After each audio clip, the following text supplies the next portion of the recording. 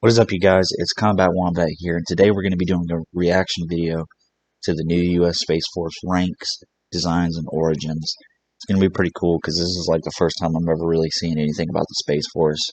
It was formed while I was still in the Army, but nobody really knew a fucking thing about it back then, other than the fact that they were not accepting 11 Bravos, so a little salty about that, but it's okay.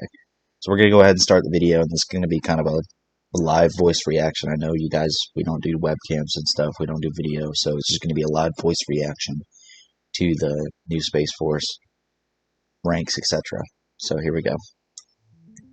As an outcrop of the Air Force Space Command, the U.S. Space Force has been wearing Air Force uniforms and rank insignia since it became its own service in 2019. But this Monday, the Space Force announced new prototype uniforms and enlisted rank insignias that, while obviously derivative of the old Air Force ranks, integrate a sleek... Hold on. Jesus. Yo, if that don't look like some shit from Star Trek or like Mass Effect or some sort of video game, that is cool as shit, dude. Look at that. Sleeker design language reminiscent of Star Trek and Battlestar Galactica. In this video, we're going to cover the new rank insignias, including their graphical elements, the historical precedents that led up to this moment, and a comparison with the insignias they're replacing. But first, I'd just like to thank the Brigade who help us make content regardless of what YouTube's algorithm thinks about it. If you want to support us and get access to a bunch of perks, join up over at patreon.com/battleorder. When the Air Force was founded in 1947, they continued using the rank insignia of their original parent, the Army, much like the modern Space Force did with the Air Force. Sorry, that was toxic. However, in 1949, a new set of rank insignia were authorized, reflective of the Air Force's new posture as a service branch on par with the Army and Navy. There isn't a whole lot out there on the specific rationale behind the new designs, but we can likely chalk up most of it to trying to look unique. At the core of all of the new insignias was a pierced star in the center, harkening back to the roundel used by the Air Force from 1917 to early 1918 and 1919 to 1942. Now, I've never actually seen these. This is actually really cool. I've seen that one, obviously, and that one, but I've never seen, I didn't know that we used the RAF style circle. That's actually Unlike the cool. Army, the new chevrons faced downwards and were rounded to match the contours of the new circular emblem. When in 1958 the ranks of Senior and Chief Master Sergeant were added at the newly instituted E8 and E9 pay grades, upwards facing chevrons were added to distinguish them. There were some minor changes over the years, such as the addition of the Chief Master Sergeant of the Air Force, the period when junior enlisted airmen got blue stars and NCOs got white stars, the reshuffling of upwards-facing chevrons in 1993, and periodic changes in rank titles. But the overall aesthetic of Air Force ranks stayed pretty much similar to the original.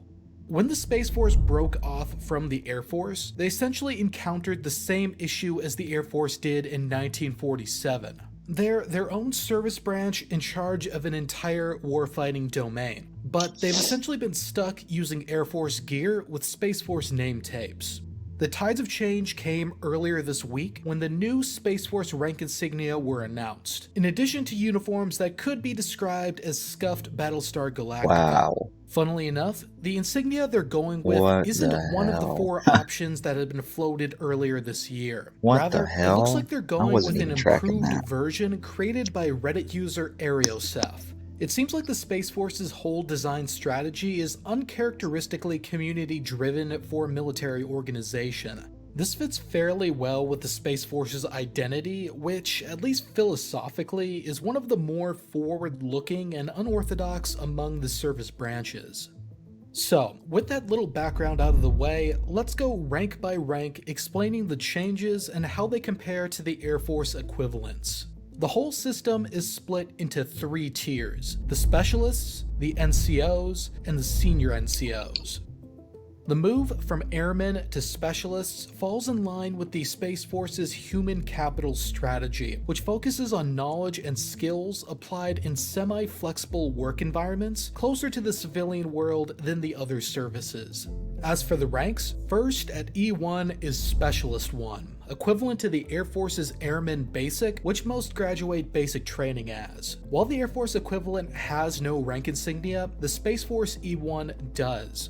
The Space Forces moved to a hexagonal border on all enlisted ranks and replaced the Air Force's pierced star with a delta. The delta, which was also a key element of the Air Force Space Command emblem, was adopted as part of the Space Force's logo in 2020.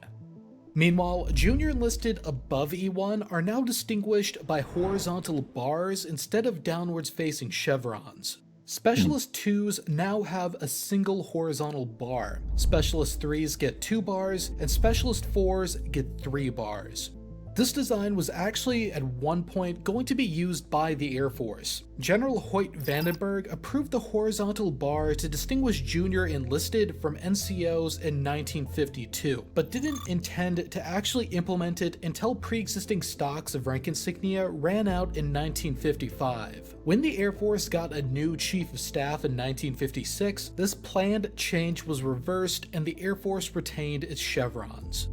When moving into the NCO ranks, downwards-facing chevrons are reintroduced, but are much pointier than the Air Force's. Above them sits a Delta Globe and Orbit emblem, somewhat reminiscent of the Marine Corps' Eagle Globe and Anchor.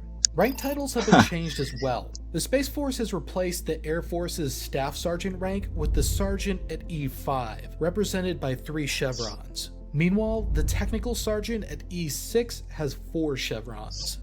To distinguish senior NCOs from junior NCOs, they've added upwards-facing rockers, which they call orbital chevrons. The delta is separated from the globe and orbit and inset into these chevrons. The delta breaking through the orbit is— I want you to think me laughing is me making fun of this. I'm actually not.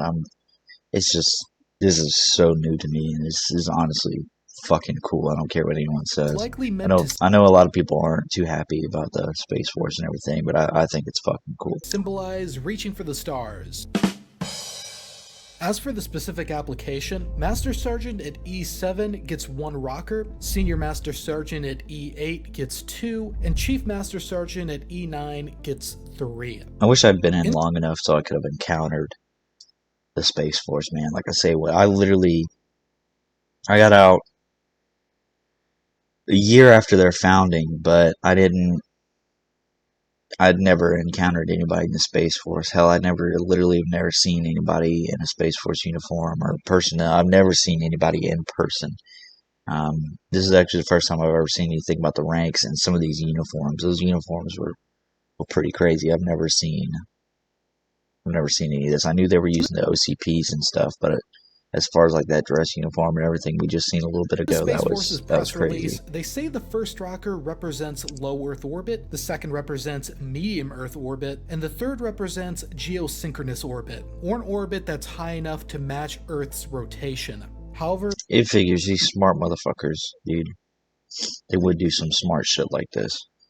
These new chevrons match the same number of upwards-facing chevrons their Air Force equivalents get, so this was likely symbolism tacked onto the design after the fact.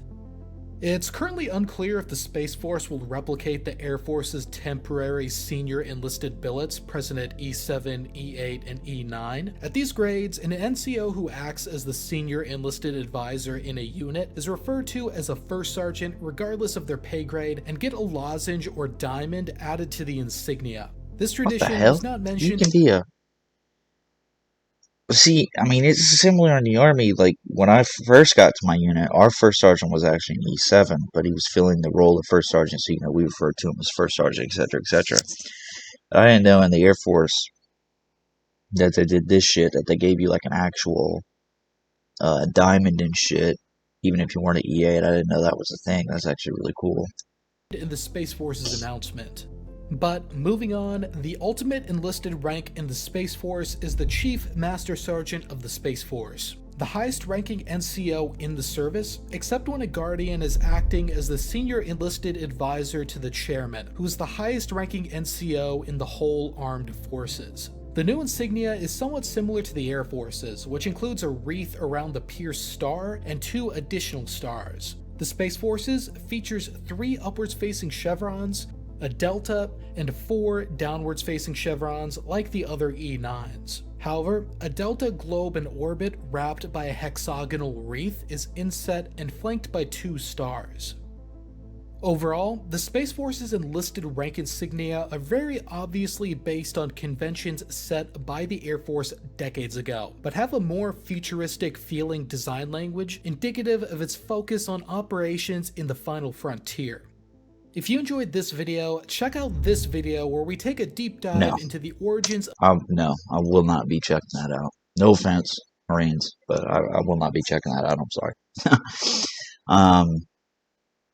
Just a quick recap of this video. I gotta find these uniforms again. Where was this dress uniform? We're gonna run through this one more time. Could be described. This blows my fucking mind because this is just like. This literally looks like some shit out of Star Trek. Like, I mean, just the pins alone. Like, look at those fucking buttons, man. Star Galactica. That's just fucking insane. The high collar and everything. Funnily like, enough, with the oh insignia my they're god, going dude, with this is crazy. One of the 4 options that have been. This is definitely. The new insignia. Get that fucker off my screen. I want to see him. It's a video for another day. Yeah, I'm just gonna say this is the end of the video, but this is insane.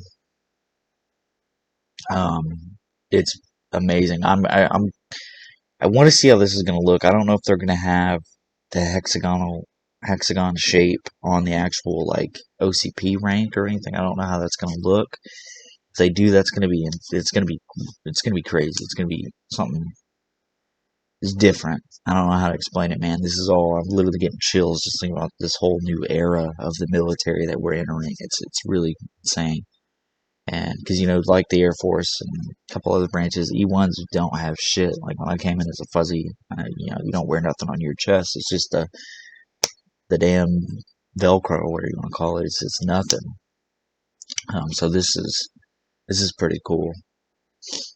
And this, I don't know, man. This is new, but it's new and exciting to me. I know the Space Force is getting a lot of hate from other people, but fuck them. I think this is pretty cool.